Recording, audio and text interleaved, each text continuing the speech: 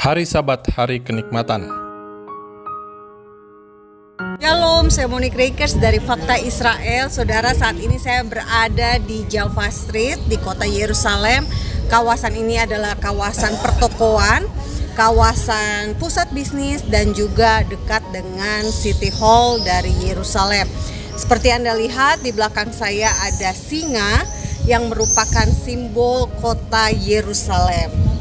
Dan kita tahu Tuhan kita, Yesus Kristus, dikenal sebagai singa dari suku Yehuda. Dan di kitab Wahyu 5 ayat 5 dikatakan,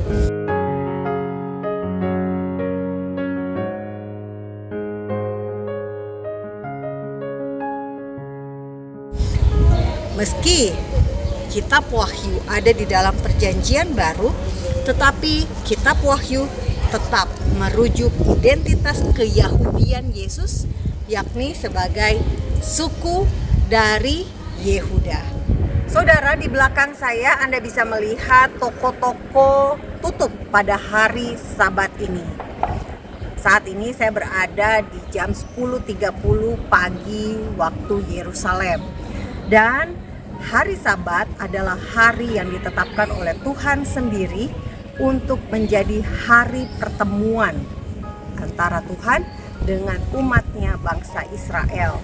Dan kita bisa lihat dari Yehezkiel 20 ayat 12 dikatakan, hari-hari Sabatku juga kuberikan kepada mereka menjadi peringatan di antara aku dan mereka, supaya mereka mengetahui bahwa akulah Tuhan yang menguduskan mereka. Jadi hari Sabat adalah hari yang ditetapkan Tuhan sendiri untuk menjadi peringatan antara Tuhan dan mereka. Di ayat 12 ini disebutkan mereka yang merujuk kepada bangsa Israel. Tetapi kalau kita lanjutkan membaca Yehezkiel 20, Bapak Ibu Anda akan melihat bahwa di ayat Yehezkiel 20 ayat 20 dikatakan demikian, kuduskanlah hari-hari Sabatku sehingga itu menjadi peringatan di antara aku dan kamu, supaya orang mengetahui bahwa akulah Tuhan Elohimmu. Jadi di ayat Yehezkiel 20 ayat 12, Sabat menjadi peringatan antara Tuhan dan bangsa Israel, dan antara Tuhan dengan orang Yahudi. Tetapi di Yehezkiel 20 ayat 20, Sabat menjadi peringatan juga untuk orang-orang lain dari bangsa-bangsa, supaya mereka mengetahui bahwa akulah Elohim, akulah Tuhan dari bangsa Israel.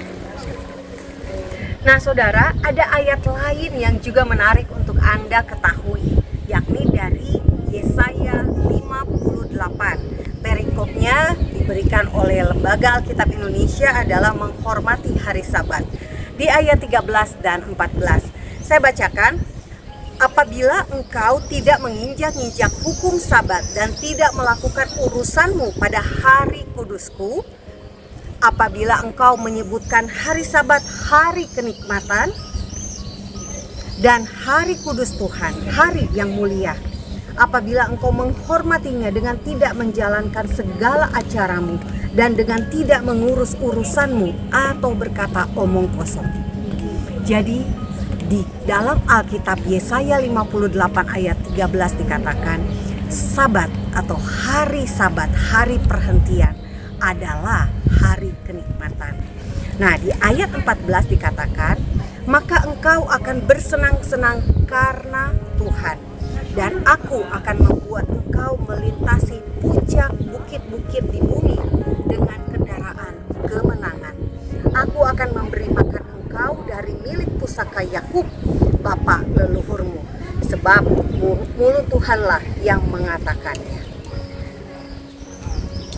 Bapak Ibu, di sini jelas, bagi Tuhan konsep bersenang-senang, konsep yang dimaui oleh Tuhan menurut Tuhan adalah menikmati hari Sabat menikmati kebersamaan dengan Tuhan secara pribadi, yakni tidak melakukan urusan apapun, tidak bekerja. Bahkan bagi orang Yahudi ada beberapa kegiatan yang tidak boleh dilakukan saat Sabat, seperti memasak, menulis, membersihkan rumah, mematikan lampu atau menyalakan lampu, atau juga bisa dikatakan mengendarai kendaraan. Tuhan mau orang Yahudi fokus pada Tuhan pada hari Sabat. Dan inilah yang dikatakan Tuhan sendiri pada Yesaya 58 ayat 13, bahwa hari Sabat adalah hari kudusku. Ingat Bapak Ibu, Yesaya bukanlah ada di dalam kitab Taurat, bukan ada di dalam 5 kitab Nabi Musa, tetapi ada di dalam kitab Alkitab Perjanjian Lama, yakni yang ditulis oleh Nabi Yesaya. Jadi bagi orang Yahudi, mereka masih konsisten memegang apa yang diperintahkan Alkitab dari dahulu sampai hari ini. Dan kita bisa melihat bahwa ketika mereka menjalankan apa yang Tuhan perintahkan, Tuhan memberikan janji bahwa orang-orang Yahudi akan melintasi puncak bukit dengan kendaraan kemenangan.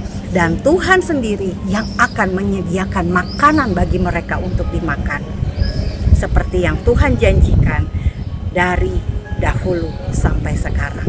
Tuhan menjanjikan bukan duka cita, tetapi sukacita. Karena apa? Sesungguhnya sukacita yang diberikan oleh dunia berbeda dengan sukacita yang berasal dari Tuhan. Nah, yang menarik juga Bapak Ibu semua, di ayat 14 dari Yesaya 58 dikatakan, maka engkau akan bersenang-senang karena Tuhan. Jadi konsep kesenangan yang diberikan Tuhan tentu berbeda dengan kesenangan yang diberikan oleh dunia. Mungkin buat kita, kalau kita ingin bersenang-senang, maka kita akan pergi keluar dari rumah kita dan kita akan pergi ke sebuah tempat, ke mall mungkin untuk bersenang-senang. Tetapi di mata Tuhan, bersenang-senang yang dimaksud oleh Tuhan adalah bersenang-senang karena Tuhan, karena menikmati hadiratnya, dan bersenang-senang yang timbul dari dalam sukacita yang dari Tuhan sendiri. Tentu tidak sama dengan sukacita yang diberikan oleh dunia. Saya sendiri, saya pribadi, saya masih berusaha untuk bisa menerapkan Sabat di rumah. Dalam arti saya meluangkan waktu khusus untuk fokus pada Tuhan, meluangkan waktu untuk baca Alkitab, meluangkan waktu untuk mencari Tuhan secara khusus dalam satu hari. Dan saya tidak melakukan banyak kegiatan di luar rumah atau kegiatan di dalam rumah sendiri. Jadi Bapak Ibu, saat ini saya berada di luar karena saya ingin ke gereja, karena saya ingin menikmati ibadah Sabat dengan orang-orang Yahudi yang sudah menjadi percaya Yesus. Salam damai dari Fakta Israel.